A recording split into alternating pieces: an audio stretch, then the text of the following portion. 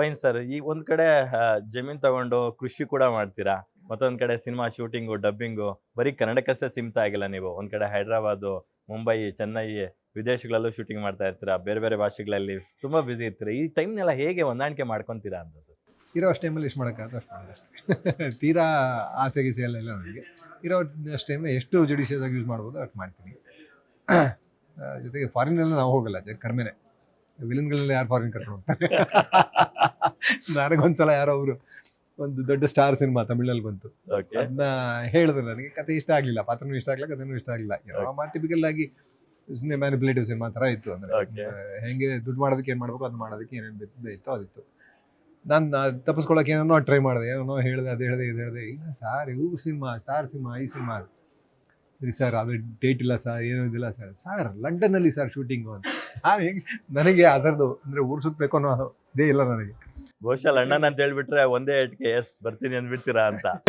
ಅಂದರೆ ಅದೆಲ್ಲವೂ ಕನ್ಸಿಡರ್ ಆಗುತ್ತೆ ಅಂತ ನನಗೆ ಆವಾಗಲೇ ಅನಿಸಿದ್ದು. ಇವ್ರು ಯಾಕೆ ಹಿಂಗೆ ಹೇಳ್ತಾ ಇದ್ದಾರೆ ಅಂತ ನನಗೆ ಆ ಥರದ ಆಸಕ್ತಿಗಳಿಲ್ಲ. ಸೊ ಹಾಗಾಗಿ ವಿಲನ್ಗಳನ್ನ ತುಂಬ ಅಪರೂಪಕ್ಕೆ ಕರ್ಕೊಂಡು ಹೋಗೋದು. ಕರ್ಕೊಂಡು ಹೋದ್ರೆ ಈ ಥರ ಲಂಡನ್ನೇ ಕರ್ಕೊಂಡು ಹೋಗ್ತೀವಿ, ದುಡ್ಡೆಲ್ಲ ಕೇಳ್ತೀವಿ ಅಂಥದ್ದು ಲೆವೆಲ್ಗೂ ಬರುತ್ತೆ ಬೇಕಾದ್ರೆ. ಹಾಗಾಗಿ ನೋಡಿ, ರಿಯಾಲಿಟಿ ಏನು ಅಂತ ನಿಮ್ ಜೊತೆ ಕೂತ್ ಮಾತಾಡ್ದಾಗ್ಲೇ ನಮಗೂ ಗೊತ್ತಾಗೋದು. ಸರ್, ಇವೆಲ್ಲದರ ಹೊರತಾಗಿ ರೀಸೆಂಟ್ ಆಗಿ ನಾನೊಂದು ಸಿನಿಮಾ ಥಿಯೇಟರ್ಗೆ ಹೋಗಿ ನೋಡೋಕ್ಕಾಗಿಲ್ಲ, OTT ಅಲ್ಲಿ ನೋಡಿದೆ, ವಿಡುದಲೈ 2 ಅಂತ. ಅದು ದೊಡ್ಡ ಸಕ್ಸಸ್ ಆದಂಥ ಸಿನಿಮಾದ ಸೀಕ್ವೆಲ್, ಮುಂದುವರೆದ ಭಾಗ. ವಿಜಯ್ ಸೇತುಪತಿ ಅವರು ನಿಮ್ಮ ಒಂದು ಕಾಂಬಿನೇಷನಲ್ಲಿ ಬಂದಂಥ ಸಿನಿಮಾ ನಂಗೆ ಬಹಳ ಪರ್ಸ್ನಲಿ ಇಷ್ಟ ಆಯಿತು. ಯಾಕಂದರೆ ನಿಮ್ಮ ಒಂದು ಮೈಂಡ್ ಸೆಟ್ಟು, ಸಿದ್ಧಾಂತಗಳು, ಯೋಚನೆಗಳು, ಆಲೋಚನೆಗಳಿಗೆ ಒಗ್ಗುವಂಥ ಒಂದು ಸಿನಿಮಾ. ಯಾಕಂದ್ರೆ ನೀವು ಸಿಕ್ಕಾಪಟ್ಟೆ ಪುಸ್ತಕಗಳು ಅದು ಇದು ಓದ್ತಾ ಇರ್ತೀರಾ. ಸೊ ಆ ರೆವಲ್ಯೂಷನರಿ ಕತೆ ಬಗ್ಗೆ ನಿಮ್ಗೆ ಎಷ್ಟು ಖುಷಿ ಆಯಿತು? ನಿಮ್ಗೆ ಏನು ಅಪ್ಲೋಡ್ಸ್ ಬಂತು ಸರ್ ಆ ಸಿನಿಮಾ ನೋಡಿದಂಥವ್ರಿಂದ? ಜನಗಳಿಗೆ ಏನಿಸ್ತು ಅನ್ನೋದಕ್ಕಿಂತ ನನಗೆ ಅನಿಸಿದ್ದು ನನಗಲ್ಲಿ ಮುಖ್ಯ ಆಯಿತು ಆ ಸಿನಿಮಾ ಮಟ್ಟಿಗೆ. ಜನಪರ ಹೋರಾಟಗಳ ಒಂದು ದೊಡ್ಡ ಪರಂಪರೆ ಇದೆ ಈ ದೇಶದಲ್ಲಿ. ಯಾವತ್ತಿಂದನೂ ಅಂದರೆ ನಾವು ರಾಜ ಮಹಾರಾಜರ ಕಾಲದಿಂದ ಇವತ್ತು ಪ್ರಜಾಪ್ರಭುತ್ವಕ್ಕೆ ಬರುವವರೆಗೆ, ಇವತ್ತಿನ ಸಂವಿಧಾನ ಅಸ್ತಿತ್ವಕ್ಕೆ ಬರುವವರೆಗೆ, ಎಲ್ರಿಗೂ ಸಮಾನ ಅಧಿಕಾರ, ಸಮಾನತೆಯ ಒಂದು ಸಂವಿಧಾನ ಬರುವವರೆಗೆ ಎಷ್ಟು ತಾರತಮ್ಯ ಇತ್ತು, ಎಷ್ಟು ದಬ್ಬಾಳಿಕೆ ಇತ್ತು, ಎಷ್ಟು ಶೋಷಣೆ ಇತ್ತು. ಅವೆಲ್ಲದರ ವಿರುದ್ಧ ಹಂತ ಹಂತವಾಗಿ ಅಲ್ಲಲ್ಲಿ ಯಾರ್ಯಾರಿಗೆ ಸಾಧ್ಯ ಆಯಿತು ಅವರೆಲ್ಲರೂ ಹೋರಾಡ್ಕೊಂಡಿದ್ದಾರೆ. ಸುಮಾರು ಜನ ಹೀಗೆ ಅನಾಮಧೇಯ ಅಶೋಕ್ ಕುಮಾರ್ ತುಂಬ ಜನ ಇದ್ದಾರೆ. ಆ ಥರದ ಪಾತ್ರಗಳನ್ನು ಮುಖ್ಯವಾಗಿ ಇಟ್ಕೊಂಡು ವೆಟರನ್ ಮಾಡಿರುವಂಥ ಸಿನಿಮಾ. ಇವತ್ತಿಗೆ ಒಂದು ಸುಮಾರು ಜನ ಹೇಳ್ತಾರೆ ಅದು ಇಲ್ಲ ಪ್ರಸ್ತುತ ಅಲ್ಲ, ಇವತ್ತೆಲ್ಲ ಎಲ್ಲ ಸಮವಾಗಿದೆ, ಎಲ್ಲಿದೆ ಜಾತಿ, ಎಲ್ಲಿದೆ ತಾರತಮ್ಯ ಅಂತೆಲ್ಲ ಅಂತಾರೆ. ಅಂದರೆ ನಮ್ಮ ಅನುಭವಕ್ಕೆ ಬರಲಿಲ್ಲ ಅಂದ ಮಾತ್ರಕ್ಕೆ ಅಂದರೂ ಆ ಥರದ ಕ್ರೌರ್ಯ, ಆ ಥರದ ದೌರ್ಜನ್ಯ, ಶೋಷಣೆ ಎಲ್ಲ ನಮ್ಮ ಅನುಭವಕ್ಕೆ ಬರದೇ ಇರ್ಬೋದು. ನಾವು ಸಿಟಿಯಲ್ಲಿ ಬಂದು ಕೂತ್ಕೊಂಡಿದ್ದೀವಿ, ಸಿಟಿಯಲ್ಲಿ ಆದರೂ ತಾರತಮ್ಯ, ಜಾತಿ ಕಾಣಿಸಿದ್ರು ಅಥವಾ ತಾರತಮ್ಯ ಕಾಣಿಸಿದ್ರು ಎಲ್ಲೋ ಅಂಡರ್ ಕರೆಂಟಲ್ಲೂ ಇರುತ್ತೆ, ಹಂಗಾಗಿ ಕಾಣಿಸ್ತೀವಿ ಹೋಗಿರ್ಬೋದು ಅವ್ರಿಗೆ. ನನ್ನ ಫ್ರೆಂಡ್ಸೇ ಕೇಳ್ತಾರೆ ಎಲ್ಲಿದೆ ಜಾತಿ ಇವಾಗ ಅಂತ.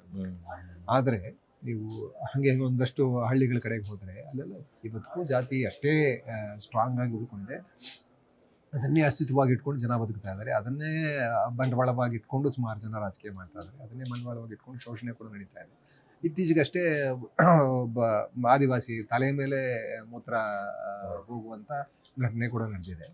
ಜಾತಿ ಯಾವತ್ತೂ ಸತ್ತಿಲ್ಲ, ಸಾಯೋದಕ್ಕೂ ಇಲ್ಲ, ಬಿಡೋದಿಲ್ಲ. ಇವರು ನಮ್ಮ ರಾಜಕಾರಣಿಗಳೇ ಬಿಡೋದಿಲ್ಲ ಸಾಯೋದಕ್ಕೆ. ಯಾಕಂದರೆ ಅದು ಬಂಡವಾಳ ಅಲ್ಲ, ದೊಡ್ಡ ಬಂಡವಾಳ ಹೊಡೆಯೋದಕ್ಕೆ ಜನಗಳನ್ನ, ಅವ್ರನ್ನ ಪಂಗಡವಾಗಿ ವಿಂಗಡಿಸಿ ಆ ಪಂಗಡಗಳನ್ನ ಬೇರೆ ಬೇರೆಯಾಗಿ ಬಳಸ್ಕೊಳ್ಳೋದಕ್ಕೆ. ಸೊ ಅವರ ದಾಳವಾಗಿ ಎಲ್ಲಿವರೆಗೂ ವರ್ಕ್ ಆಗುತ್ತೋ ಇದು ಮುಗಿಯೋದಿಲ್ಲ. ಸೊ ಈ ಹೋರಾಟ ಮುಗಿಯೋದಿಲ್ಲ ಖಂಡಿತವಾಗಿ. ಪ್ರಸ್ತುತ ಕೂಡ ಇವತ್ತಿಗೂ ಪ್ರಸ್ತುತವಾಗಿ ಇಲ್ಲದೇ ಇದ್ದರೆ ಚೆನ್ನಾಗಿರ್ತಿತ್ತು ನಿಜವಾಗ್ಲೂ. ಪ್ರಸ್ತುತ ಆಗಲಿಲ್ಲ ಅಂದರೆ ಜಾತಿ ಧರ್ಮ ಎಲ್ಲ ಹೊಟ್ಟೋಗ್ಬಿಡ್ತು ಅಂತ ನಿಜವಾಗ್ಲೂ ಅದಕ್ಕಿಂತ ಐಡಿಯಲ್ ಕಂಡೀಷನ್ ಬೇರೆ ಯಾವುದೂ ಇಲ್ಲ. ಬಟ್ ಅದು ಸಾಧ್ಯ ಆಗಿಲ್ಲ, ಇಲ್ಲಿ ನಮ್ಮ ದೇಶದಲ್ಲಿ ಅದು ಸಾಧ್ಯ ಆಗಿಲ್ಲ. ಅದು ಇನ್ನು ನಾವು ಹಿನ್ನಡೆನೇ ಮಾಡ್ತಾ ಇದ್ದೀವಿ ಇನ್ನು ಇತ್ತೀಚೆಗಂತೂ. ಸೊ ಇಂಥ ಪರಿಸ್ಥಿತಿಯಲ್ಲಿ ಅವೆಲ್ಲವನ್ನು ಜ್ಞಾಪಿಸೋದು ಜನಗಳಿಗೆ ಮುಖ್ಯ ಆಗುತ್ತೆ. ಜನಗಳಿಗೆ ಎಲ್ಲ ಜೀವಿಗಳು ಸಮಾನರು ಅಂತ ಹೇಳೋದು ಮುಖ್ಯ ಆಗುತ್ತೆ. ಅದಕ್ಕೋಸ್ಕರ ಹೋರಾಡದವ್ರ ಕಥೆಗಳನ್ನ ಹೇಳೋದು ಮುಖ್ಯ ಆಗುತ್ತೆ. ಅಲ್ಲಲ್ಲಿ ಯಾರನ್ನಾರು ಪ್ರೇರೇಪಿಸ್ಬೋದು, ಎಲ್ಲರನ್ನೂ ಪ್ರೇರೇಪಿಸ್ಬೋದು. ಈ ಥರ ದಬ್ಬಾಳಿಕೆ ವಿರುದ್ಧ, ಶೋಷಣೆ ವಿರುದ್ಧ ದನಿ ಎತ್ತೋದಕ್ಕೆ ಅವ್ರಿಗೆಲ್ರಿಗೂ ಎಲ್ಲೋ ಸ್ಫೂರ್ತಿ ಆಗೋದು ಈ ಥರ ಸಿನಿಮಾ. ಅದೇ ಆ ಸಿನಿಮಾದಲ್ಲಿ ಮತ್ತೊಂದು ಪ್ರಧಾನವಾದ ಭಾಗ ಏನಪ್ಪಾ ಅಂತಂದ್ರೆ, ತಮ್ಮ ಹಕ್ಕುಗಳಿಗಾಗಿ ಹೋರಾಟ ನಡೆಸುವಂಥವ್ರನ್ನ ಅವ್ರಿಗೆ ನಕ್ಸಲಿಸಂ ಪಟ್ಟ ಕಟ್ಟುವಂಥದ್ದು. ಸೊ ರೀಸೆಂಟಾಗಿ ಅದಕ್ಕೆ ಪೂರಕವಾಗಿ ನಮ್ಮಲ್ಲೂ ನಕ್ಸಲಿಸಮ್ಗೆ ಯುಗಾಂತ್ಯ ಅನ್ನೋ ಥರ ರೀಸೆಂಟಾಗಿ ಎಲ್ಲರನ್ನೂ ಬಂದು ಅವರು ಸರೆಂಡರ್ ಆಗೋ ಥರ ಮಾಡಿ, ಅವ್ರ ಶಸ್ತ್ರಾಸ್ತ್ರಗಳು ಎಲ್ಲೆಲ್ಲಿ ಇಟ್ಟಿದ್ರು ಅದನ್ನೆಲ್ಲ ವಶಪಡಿಸ್ಕೊಂಡು, ಅಲ್ಲಿಗೆ ಕರ್ನಾಟಕದಲ್ಲೂ ನಕ್ಸಲಿಸಮ್ಮು ಯುಗಾಂತ್ಯ ಆಯಿತು ಅನ್ನೋ ಥರ ಬಿಂಬಿಸಲಾಯಿತು. ಸೊ ನಿಮಗೆ ನಕ್ಸಲಿಸಮ್ಮು ಮತ್ತು ಅವರ ಹೋರಾಟಗಳ ಬಗ್ಗೆ ನಿಮ್ಮ ನಿಲುವುಗಳೇನು? ನಕ್ಸಲಿಸಮ್ ಅದೇ ಏನಾಗುತ್ತೆ ಈಗ ಕಮ್ಯುನಿಸ್ಟ್ ಹೋರಾಟಗಳಿಗೂ ನಕ್ಸಲಿಸಮ್ಗೂ ವ್ಯತ್ಯಾಸ ಇದೆ. ಆರ್ಮ್ಡ್ ಮೂವ್ಮೆಂಟ್ ಅಂತ ಯಾವಾಗ ಶುರುವಾಗುತ್ತೆ ನಿಮಗೆ ಹಿಂಸೆಯನ್ನ ಆಧರಿಸಿದಂಥ ಹೋರಾಟ ಅದು. ಹೌದು. ಅವರ ಹೋರಾಟದ ಹಿಂದಿನ ಸಿದ್ಧಾಂತ ಅದೇ ಆಗಿರುತ್ತೆ, ಶೋಷಣೆಯ ದಬ್ಬಾಳಿಕೆ ವಿರುದ್ಧನೇ ಆಗಿರುತ್ತೆ. ಆದರೆ ಹಿಂಸೆಯ ಆಧಾರಿತ ಹೋರಾಟ ಅದು. ಹಿಂಸೆ ಯಾವುದಕ್ಕೂ ಉತ್ತರ ಅಲ್ಲ ಅಂತ ನನಗೆ ಅನಿಸುತ್ತೆ. ಇವತ್ತಿಗೂ ಅಷ್ಟೇ ಹಿಂಸೆ ಯಾವುದಕ್ಕೂ ಉತ್ತರ ಆಗ್ಲಿಕ್ಕೆ ಸಾಧ್ಯ ಇಲ್ಲ. ಅಹಿಂಸೆ ಸರಿಯಾದ ದಾರಿ ಅಂತ ನಾನು ನಂಬಿದ್ದೀನಿ. ಅದೇ ನಮಗೆ ಇಷ್ಟು ವರ್ಷದಲ್ಲಿ ನಮ್ಮ ಪ್ರಪಂಚದ ಇತಿಹಾಸದಲ್ಲೇ ಹಿಂಸೆಯಿಂದ ಯಾವ ದೊಡ್ಡ ಬದಲಾವಣೆ ಆಗೋದು ನೋಡಿಲ್ಲ.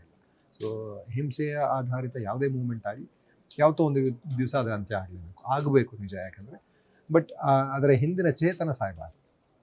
ಅದು ಬೇರೆ ದಾರಿಗೆ ಬರಬೇಕು, ಮುಖ್ಯವಾಹಿನಿಗೆ ಬರಬೇಕು, ಶಾಂತಿಯುತವಾದ ಹೋರಾಟ ಆಗಬೇಕು, ಪ್ರೀತಿಯಿಂದ ಆಗುವಂಥ ಹೋರಾಟ ಆಗಬೇಕು, ಮನ ಪರಿವರ್ತನೆಗೆ ಆಗುವಂಥ ದೊಡ್ಡ ಪ್ರಯತ್ನ ಆಗಬೇಕು. ಅದರ ನಿಟ್ಟಿನಲ್ಲಿ ಹೋರಾಟ ಆಗಬೇಕು ಅಂತ ನನಗನ್ಸುತ್ತೆ. ಶಸ್ತ್ರ ಸಹಿತ ಹೋರಾಟಕ್ಕೆ ನಾನು ಯಾವತ್ತೂ ಇರೋದಿಲ್ಲ. ಅದು ಯಾವುದೇ ಆಗಲಿ, ದೇಶಗಳ ಮಧ್ಯೆ ಆಗಿರ್ಬೋದು, ಒಳ ಜಗಳಗಳಾಗಿರ್ಬೋದು, ಹಿಂಸೆ ಯಾವುದಕ್ಕೂ ಉತ್ತರ ಅಲ್ಲ ಅಂತ. Super sir. ಇನ್ನು ವಿಜಯ್ ಸೇತುಪತಿ ಅವರ ನಿಮ್ಮ ಕಾಂಬಿನೇಷನ್ ಭಾಳ ಖುಷಿ ಅನ್ನಿಸ್ತು ನಮಗೆ. ಅವರು ನಿಮ್ಮ ಥರನೇ ತುಂಬ ಚೂಸಿ ಪಾತ್ರಗಳು ಎಲ್ಲನೂ. ಸೊ ಯಾವುದೇ ಪಾತ್ರ ಕೊಟ್ಟರು ಅದನ್ನು ಅವಗಾಹನೆ ಮಾಡಿಕೊಂಡು ಒಳಹೊಕ್ಕಿ ಮಾಡುವಂಥ ಒಬ್ಬ ಕಲಾವಿದ. ಸೊ ಅವರ ಜೊತೆಗಿನ ಒಡನಾಟ, ಆ ಜರ್ನಿ ಹೇಗಿತ್ತು ಅಂತ? ಚೆನ್ನಾಗಿತ್ತು. ಮುಂಚೆನೇ ಒಂದು ಸಿನಿಮಾ ಮಾಡಿದ್ರು, ರೆಕ್ಕೆ ಅಂತ ಒಂದು ಸಿನಿಮಾ ಮಾಡಿದ್ವಿ ಅವರಿಗೆ. ಅದ್ರಲ್ಲಿ ತುಂಬ ಚಿಕ್ಕ ಎಪಿಸೋಡ್ ಅಷ್ಟೇ ನಂದು. ಇದರಲ್ಲಿ ಸುಮಾರು ದಿವಸ ಕಳೀಲಿಕ್ಕೆ ಸಾಧ್ಯ ಆಯಿತು. ಒಂದೇ ಆಲೋಚನೆಗಳು ಇರುವಂಥವ್ರ ಜೊತೆ ಕೆಲಸ ಮಾಡೋದು ತುಂಬ ಖುಷಿ ಆಯಿತು. ಮೆಟ್ರಿ ಜೊತೆ ಕೆಲಸ ಮಾಡೋದಕ್ಕೂ ಅದೇ ಕಂಫರ್ಟ್. ಏನಂತಂದರೆ ಆಲೋಚನೆಗಳು ಒಂದೇ ಥರ ಇರೋದ್ರಿಂದ ಇವರು ವಿಜಯ್ ಸೇತುಪತಿ ಕೂಡ ಅದೇ ಥರದ ಇದನ್ನೆಲ್ಲ ನಂಬಿರುವಂಥ ನಟ. ಮೆಟ್ರಿ ಒಂದ್ಸಲ ಹೇಳಿದ್ರು ಒಂದು ದಿವಸ ಬಂದು, ಒಂದಷ್ಟು ಆಲ್ಮೋಸ್ಟ್ ಕೊನೆ ಸ್ಟೇಜಲ್ಲಿ ಫುಟೇಜ್ ಎಲ್ಲ ನೋಡಿದೆ. ನೀವಿಬ್ರು ನನಗೆ ಈ ಸಿನಿಮಾದಲ್ಲೇ ತುಂಬ ಕನ್ವಿನ್ಸಿಂಗ್ ಆಗಿ ಕಾಣಿಸಿದ್ದು ಅಂತ. ಯಾಕೆಂದರೆ ನಂಬಿರುವಂಥ ವಿಷಯ ಹೇಳುವಾಗ ಯಾವಾಗಲೂ ಆ ಕನ್ವಿಕ್ಷನ್ ಕಾಣುತ್ತಲ್ಲ ನಾವು ತೀರಾ ಮೋಸ ಮಾಡೋಕ್ಕಾಗಲ್ಲ. ಕ್ಯಾಮ್ರಾ ತುಂಬ ಸೆನ್ಸಿಟಿವ್, ಹಿಡಿತಾ ಇರುತ್ತೆ. ತುಂಬ ಸೂಕ್ಷ್ಮಗಳನ್ನ ಒಳಗಡೆ ಇರೋದನ್ನೆಲ್ಲ ಹಿಡಿತಾ ಇರುತ್ತೆ, ಮನಸ್ಸಿನ ಒಳಗಡೆ ಇರೋದು ಕಾಣಿಸ್ತಾ ಇರ್ತದೆ, ತೋರಿಸ್ತಾ ಇರುತ್ತೆ. ಮೆಟ್ರಿಗೆ ಹಾಗನ್ನಿಸ್ತು ಅಂತಂದರೆ ನಿಜವಾಗ್ಲೂ ನಾವು ನಂಬಿರೋದನ್ನು ತುಂಬ ನಂಬಿ ಹೇಳಿದೀವಿ ಅಂತ ಅನ್ಕೋಬೋದು. Super sir. ಇನ್ನು ಈಗ ಪ್ರೆಸೆಂಟು ಅನಾಮಧೇಯ ಅಶೋಕ್ ಕುಮಾರ್ ಹೊರತಾಗಿ ಬೇರೆ ಯಾವೆಲ್ಲ ಸಿನಿಮಾಗಳು ನಿಮ್ಮ ಬಕೆಟಲ್ಲಿ ಇದ್ದಾವೆ ಅಂತ? ಪುಟ್ಟ ಸಿನಿಮಾಗಳು ಒಂದಷ್ಟಿದೆ. ಪುಟ್ಟ ಪ್ರಯತ್ನ. ನಾನು ಆಗ್ಲಿಂದ ಹೇಳ್ತಾ ಇದ್ದೆ, ಈಗಿನ ಪರಿಸ್ಥಿತಿಯಲ್ಲಿ ದೊಡ್ಡ ಸಿನಿಮಾಗಳನ್ನ ಮಾಡೋದು ಆಗಲ್ಲ. ತುಂಬ ಹೆಚ್ಚಿನ ಬಂಡವಾಳ ಹಾಕಿ ಸಿನಿಮಾ ಮಾಡಿದ್ರೆ ಅದರ ಬಂಡವಾಳ ವಾಪಸ್ ಗಳಿಸೋದಕ್ಕೆ ತುಂಬ ಒದ್ದಾಡಬೇಕಾಗಿದೆ. ಅದು ಕೊರೋನಾ ನಂತರ ಅಂತೂ OTT ಒಂದಷ್ಟಿತ್ತು. ಮುಂಚೆ TV ಇತ್ತು. ದೊಡ್ಡ ಸಿನಿಮಾಗಳು, ಸ್ಟಾರ್ಗಳು ಟಿವಿಗೆ ಬರ್ತಾ ಇರಲಿಲ್ಲ. ಯಾಕಂದರೆ ಅವ್ರಿಗೆ ಘನತೆಗೆ ಇದು ತುಂಬ ಕೀಳು ಅಂತ ಅನಿಸ್ತಾ ಇತ್ತು. ಟಿವಿಗೆಲ್ಲ ಹೋಗ್ಬಾರ್ದು. OTTನೂ ಹಾಗೆ ಆಗ್ಬಿಡು. ಯಾಕಂದರೆ ಟಿವಿಲಿ ಮೊಬೈಲಲ್ಲಿ ನೋಡುವಂಥದ್ರಿಂದ OTTನೂ TV ಥರ ಕನ್ಸಿಡರ್ ಮಾಡ್ತಾಯಿದ್ರು. ಯಾವಾಗ ಅವ್ರ ಹಸಿತು ತೀರಾ ಧಕ್ಕೆ ಬಂದ್ಬಿಡ್ತು, ಥಿಯೇಟ್ರೇ ಮುಚ್ಚಿ ಹೋಗುವಂಥ ಪರಿಸ್ಥಿತಿ ಬಂತು ಕೊರೋನಾದಲ್ಲಿ. ಅವ್ರು ವಿಧಿ ಇಲ್ಲದೆ OTTಗೆ ಬಂದು ಕೂತ್ಕೊಂಡ್ರು. OTTಗೆ ಬಂದು ಕೂತ್ಕೊಂಡ್ರೆ ಏನಾಯಿತು ಅಂದರೆ, ಮುಂಚೆ ಇವ್ರಿಗೆಲ್ಲ ಥಿಯೇಟ್ರ್ ಇರಲಿಲ್ಲ, ಹಾಗೆ OTTನೂ ಖಾಲಿ ಮಾಡಿದ್ರು. OTTಲಿರೋ ದುಡ್ಡೆಲ್ಲ ಖಾಲಿ ಮಾಡಿದ್ರು ದೊಡ್ಡ ದೊಡ್ಡ ಸಿನಿಮಾಗಳಿಗೆ. ಈಗ ಚಿಕ್ಕ ಸಿನಿಮಾಗಳಿಗೆ ಎಲ್ಲರೂ ಜಾಗ ಇತ್ತು, ಒಂದಷ್ಟು ಕ್ವಾಲಿಟಿ ಓರಿಯೆಂಟೆಡ್ ಸಿನಿಮಾಗಳಿಗೆ ಜಾಗ ಇತ್ತು ಮುಂಚೆ. ಈಗ ಅವ್ರಿಗೂ ಕಂಟೆಂಟ್ ಬೇಕಲ್ಲ, ತೊಗೊಳ್ತಾ ಇದ್ರಲ್ಲ ಸಿನಿಮಾಗಳು ತೊಗೊಳ್ತಾ. ಈಗ ಅಲ್ಲೂ ಜಾಗ ಇಲ್ಲ. ಸೊ ಚಿಕ್ಕ ಸಿನಿಮಾಗಳಿಗೆ ಎಲ್ಲೂ ಜಾಗ ಇಲ್ಲ ಅಂತ ಅಂದ್ಬಿಟ್ಟು ಕೊನೆಗೆ ಪ್ರಜಾಪ್ರಭುತ್ವದಲ್ಲಿ ನಂಬಿಕೆ ಇಟ್ಕೊಂಡು ಜನಗಳ ಹತ್ರ ಮತ್ತೆ ವಾಪಸ್ ಹೋಗ್ಬೇಕು. ಜನನೇ ಈಗ ಉಳಿಸ್ಕೋಬೇಕು ಈ ಸಿನಿಮಾಗಳನ್ನ. ಹಾಗಾಗಿ ಪುಟ್ಟ ಸಿನಿಮಾಗಳನ್ನ ಮಾಡಿ ಜನಗಳ ಹತ್ರ ತಗೊಂಡೋಗಿ ಒಂದು ಲೆವೆಲ್ಗೆ ಆಡಿಯನ್ಸ್ ಜೊತೆ ಒಂದು ಇಂಟ್ರಾಕ್ಷನ್ ಶುರು ಮಾಡಿದ್ರೆ ಎಲ್ಲೋ ಒಂದು ಹಂತದಲ್ಲಿ ಒಂದೇ ಥರದ ಆಲೋಚನೆ ಸಾಧ್ಯನಾ ಅಂತ ನನಗನ್ನಿಸ್ತಾ ಇದೆ. ಪ್ರಯತ್ನ ಅದೇ ಇರುತ್ತೆ. ಸೊ ಹಾಗಾಗಿ ಪುಟ್ಟ ಸಿನಿಮಾಗಳನ್ನ ಒಂದಷ್ಟು ಮಾಡುವಂಥ ಪ್ರಯತ್ನ. ಆ ಥರದಲ್ಲಿ ಒಂದಷ್ಟು ಸಿನಿಮಾಗಳಾಗ್ತದೆ, ಇದಾಗ್ತದೆ. ಒಂದೆರಡು ಡಿಸ್ಕಷನ್ಗಳಿದೆ. ಒಂದು ತರುಣ್ ಸಿದ್ದಿರ್ ಒಂದು ಪ್ರೊಡಕ್ಷನ್ ಮಾಡ್ತಾ ಇದ್ದಾರೆ, ಅವ್ರದ್ದಾಗ್ತಾ ಇದೆ. ಸಂಗೀತಾ ಭಟ್ ಅವರ ಹಸ್ಬೆಂಡ್ ಸುದರ್ಶನ್ ಅಂತ ಅವರೊಂದು ಸಿನಿಮಾ ಮಾಡ್ತಾರೆ, ಒಂದು ಪುಟ್ಟ ಸಿನಿಮಾ. ಕಿಶೋರ್ ಸರ್ ಅವರಿಗೆ ಮುಂದಿನ ಕನಸುಗಳು ಅಂದರೆ ನಿರ್ದೇಶನ, ನಿರ್ಮಾಣ, ಈ ಥರದ ಕನಸುಗಳು ಅವಾಗ ಮಾಡ್ತಾನೆ ಇರ್ತೀನಿ. ಅಂದರೆ ಇದರಲ್ಲೆಲ್ಲ ಹೇಳ್ತಾನೆ, ನಂದು ಕೋ ಪ್ರೊಡ್ಯೂಸರ್ ಅಂತ ಹೆಸರಾಗಿದ್ದಾರೆ. ಯಾಕಂದರೆ ನಾನು ಶೂನ್ಯ ಬಂಡವಾಳದ ಪ್ರೊಡ್ಯೂಸರ್ ಅಂತ. ಏನು ಮಾಡ್ತೀನಿ, ಸಂಬಳ ಕಡಿಮೆ ತೊಗೊಂಡು ಆ ಸಂಬಳನೇ ನೀವು ಬಂಡವಾಳ ತೊಗೊಳ್ಳಿ, ಅದನ್ನ ಕನ್ಸಿಡರ್ ಮಾಡ್ತೀನಿ, ನಿಮ್ಮ ದುಡ್ಡು ಬಂದಾಗ ಕೊಡಿ ಅಂತ. ಸೊ ಅದು ಎಲ್ಲ ಒಂದಷ್ಟು ಸಿನಿಮೋತ್ಸಾಹಿಗಳಿಗೆ ಒಂದು ಬೆನ್ತಟ್ಟಿ ಒಂದು ಪ್ರೋತ್ಸಾಹ ಮಾಡ್ದಂಗೆ ಆಗುತ್ತೆ. ಬಂಡವಾಳ ಕಡಿಮೆ ಆಗುತ್ತಲ್ಲ, ಬಂಡವಾಳದ ಬರ್ಡನ್ ಕಡಿಮೆ ಆಗುತ್ತೆ ಅವ್ರಿಗೆ. ಸೊ ಜೊತೆಗೆ ನನಗೆ ಆ ಸ್ಕ್ರಿಪ್ಟಲ್ಲಿ ನಂಬಿಕೆ ಇದ್ದರೆ ನಾನು ರಿಸ್ಕ್ ತೊಗೋಬೇಕಲ್ಲ.